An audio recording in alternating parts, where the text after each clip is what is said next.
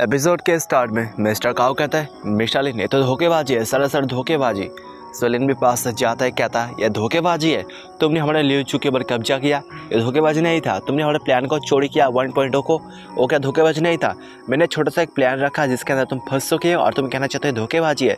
अबे साले इसको कहते हैं बिजनेस। वो भी गुस्सा करने लगता है। सो लिन भी उसके पास जाता लेने कहते हैं अबे साले बुढ़े तो घर में जा, घर में जाकर अपने पोता पोतियों के साथ जगह गेम खेल, ना कि बिजनेस कर, तो बहुत ज़्यादा बुढ़ा हो चुका है।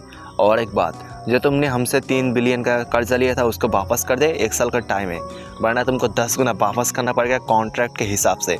और मेरे पास तो आ चुका 2.0 चिप जिससे मैं बहुत पैसा छाप सकता हूँ। सो मेरे पास कोई टेंशन नहीं, मेरे पास बहुत ज़्यादा ही पैसे, अपने बारे में सोच ले।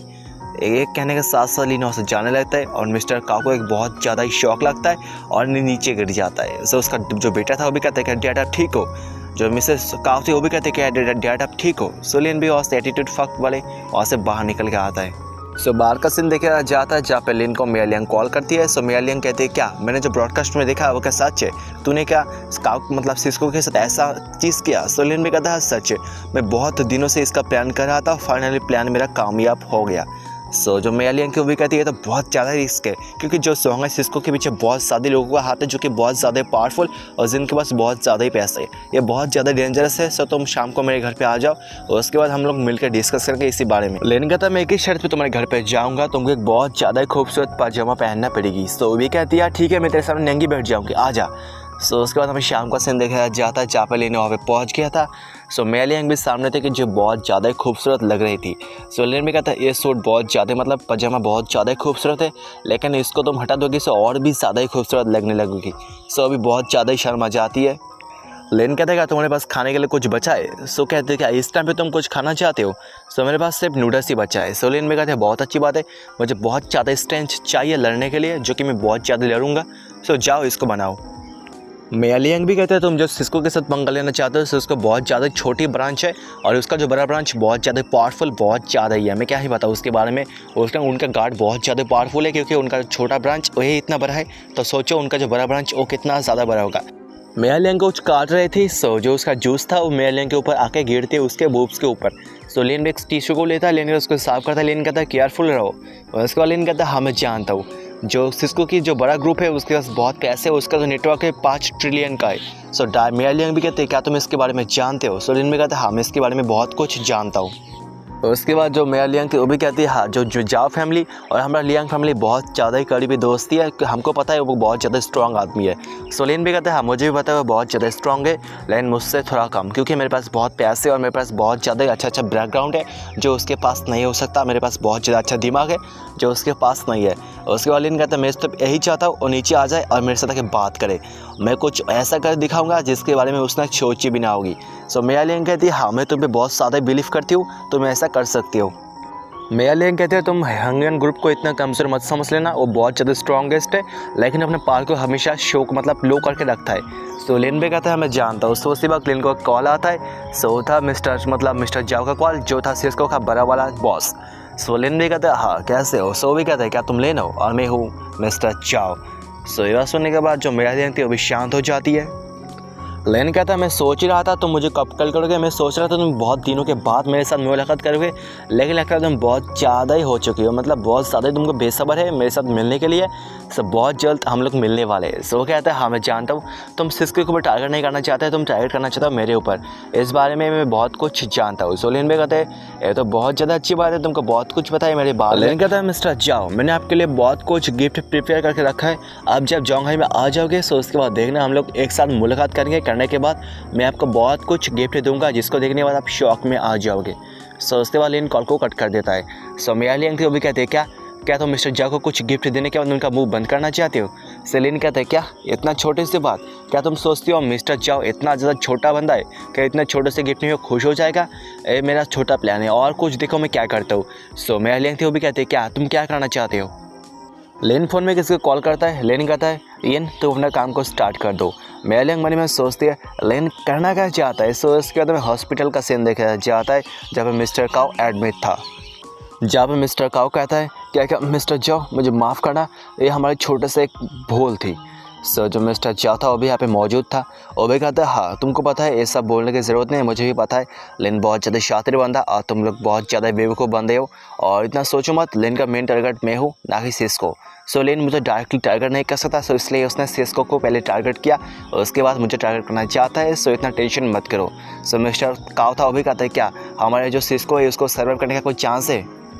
सो मिस्टर जाओ कहता है हमारे सिस्को को सर्वाइव करने का कोई चांस नहीं है क्योंकि सिस्को का नाम बहुत ज़्यादा डूब चुका है, जो कि बहुत ज़्यादा नीचे आ चुका है।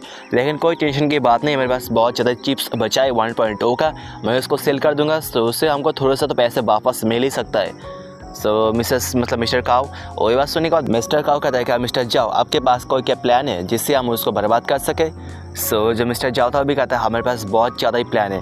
उसने हमारे सिस्को कंपनी के ऊपर टारगेट किया था ना, सो मैं भी देखना उसके कंपनी पर टारगेट करूँगा और उससे बहुत कुछ फ़ायदा ले लूँगा क्योंकि उसने हमसे बहुत ज़्यादा फ़ायदा ले लिया।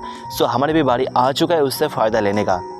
सो मिस्टर जाओ भी कहता है हाँ मैं जाता हूँ और मिस्टर काओ अब रेस्ट करो और उसके बाद आप जल्दी से ठीक हो जाओ। सो उसका तो ऐसा जाने लगता है। सो उसी वक्त जो मिस्टर काओ था उसको एक कॉल आता है जो बेटा था उसको। सो वो भी कॉल को रिसीव करता है, वो कहता है मैं बहुत ज़्यादा बिजी हूँ, लेकिन सामने से कुछ ऐसा सुनता है जिस सुनने के बाद ये शॉक हो जाता है। मतलब सामने से एक बंदा कहता है जो आपकी स्केच कंपनी था उसके अंदर आग लग चुकी है। सो वो भी कहता है क्या स्केच के अंदर आग लग चुकी है। जो मिस्टर जाओ था अभी पीछे मुड़ता है क्या। सो इसके बाद जो मिस्टर काओ था वो भी कहते हैं ठीक है मैं समझ गया, तुम जाओ कुछ सॉल्व करने की कोशिश करो, आग को जल्दी से बुझा दो। उसके बाद वो अपने डैड के पास जाता है, कहता है डैड जो हमारे स्केच के अंदर जो डॉक्यूमेंट था वो जल चुका है। ये बात सुनने के बाद उसका डैड को एक शॉक लगता है और खून के उल्टी कर देता है उसका डैड। उसका डैड भी कहता है लगता है इस काम को लेन ने किया है, ये कहने के साथ साथ वो बेहोश हो जाता है। सो भी कहता है डैड आप ठीक हो। सो उसके बाद जो मिस्टर जाओ था वो वहाँ से जाने लगता है एक डेविल सा लुक देख के। उसके बाद मिस्टर का वहाँ पे एडमिट हो जाता है। जो उसका बेटा था वो भी लिन को कॉल करता है अबे साले तेरी इतना हिम्मत हो गई, तूने हमारी जोंघाई में जो स्केच कंपनी था उसको आग लगा दिया।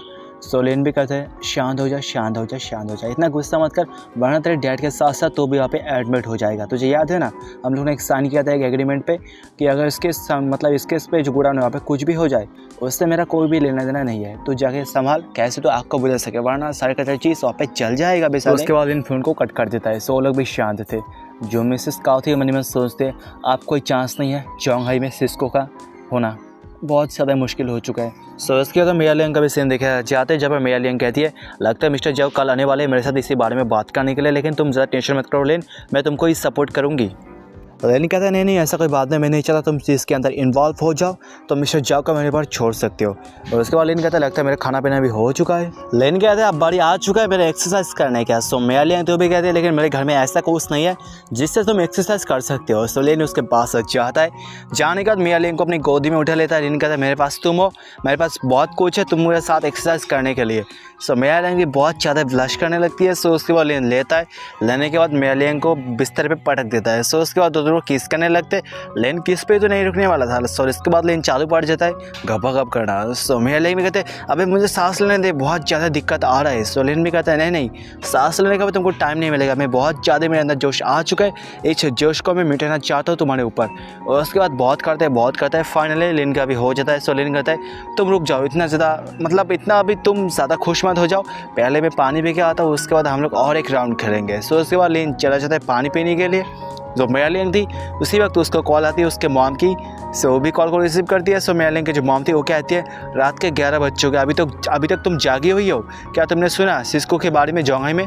सो कहती है हाँ मैंने सुना है सिस्को के बारे में जोंघाई। मिया लियांग कहती है जो सिस्को का इन्वेस्टमेंटर है वो है मिस्टर चाओ और जो लिंगन ग्रुप का है वो है मिस्टर लिन, जो कि बहुत ज़्यादा शातिर बहुत ज़्यादा ही है। मैं क्या ही बताऊँ, ये लोग बहुत ज़्यादा ही तगड़े ओपोनेंट है, लगता है बहुत कुछ होने वाला है फाइट फ्यूचर में। जो मिया लियांग की मॉम थी वो कहती है वन ग्रुप में तुम्हारा आंटी है जो कि उसको होल्ड करके रखा है, जल्दी से कुछ लिन के लिए करने के लिए बोल दो वरना फ्यूचर में बहुत कुछ बदल सकता है। सो भी कहते हैं हाँ मैं लिन को बोल दूँगी। उसी वक्त पे लिन भी आते हैं पानी को गिलास को लेने का। लिन कहता है बेबी मैं रेडी हो चुका हूँ, उससे पहले और एक राउंड खेलते हैं। सो मिया लियांग बहुत ज़्यादा डर जाती है। सो लिन भी कहता है क्या कुछ हुआ है। सो मिया लियांग कहता है नहीं कोई ऐसा कोई बात नहीं है। सो उसके बाद जो मिया लियांग अपने फ़ोन में देखती है उसका मॉम ने मैसेज किया था लगता है कुछ होने वाला है, तुम अपना रेनकोट को रेडी रखना। और यहाँ पर इस एपिसोड का भी एंड हो जाता है। सो कैसा लगा एपिसोड कमेंट में अच्छे बताना, वीडियो अच्छा लगा लाइक कमेंट सब्सक्राइब शेयर ऐसे करना। सो मिलते हैं अगले इस एपिसोड में, तब तक के लिए bye bye and take care दोस्तों।